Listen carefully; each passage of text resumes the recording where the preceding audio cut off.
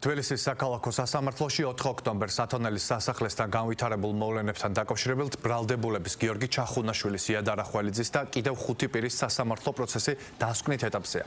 დღევანდელ სხდომაზე ცნობილი გახდა, რომ კიდევ ერთი ბრალდებული ზაქრო ალბუთაშვილი ბრალდების მხარესთან საპროცესო შეთანხმების გაფორმებას აპირებს. აღნიშნული ინფორმაციის გაჟღერების შემდეგ ბრალდებულის ადვოკატების ნაწილმა უარი განაცხადა მისი ინტერესების დაცვის გაგრძელებაზე. სხდომაზე დაცვის მხარის ნაწილმა დასკვნითი სიტყვაც წარმოსთქვა.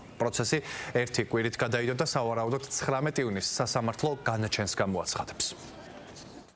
ბრალდების მხარეს არ წარმოუდგენია რაიმე სახელმწიფოებულება, რომელიც საკმარისი იქნებოდა გამომწყობელი განაჩენის გამოსატანად.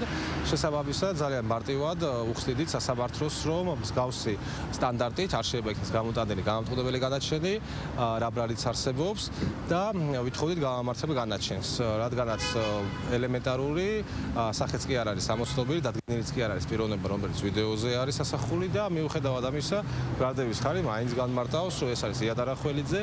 ასევე ბრალდების მხარე ვერ ამტკიცებს და ვერაფერს ვერ ამბობს იმაზე თუ რა ძალადობრივ ქმედებაში იღებდა მონაწილეობას. გუშინ მოგმართა ზაქრო ალბუთაშვილმა საპროცესო შეთანხმების გაფორმების თხოვნით მიუთითებდა განცხადებაში, რომ სრულად აღიარებდა ჩადენილ დანაშაულს, ეთანხმებოდა მტკიცებულებათა შინაარსს და მას ხდიდა უდაოდ. შესაბამისად, ტექნიკურად ვერ მოესწრო დღევანდელ პროცესამდე უკვე საპროცესო შეთანხმების გაფორმება, თუმცა ტექნიკური დეტალებია მხოლოდ დარჩენილი და ჩვენ შორის აუცილებლად გაფორმდება საპროცესო შეთანხმება. შეექნება სხვა ბრალდებულებს, მათ მიმართ უკვე განაჩენს გამოაცხადებს დიდი ალბათობით სასამართლო შემდეგ პარასკევს.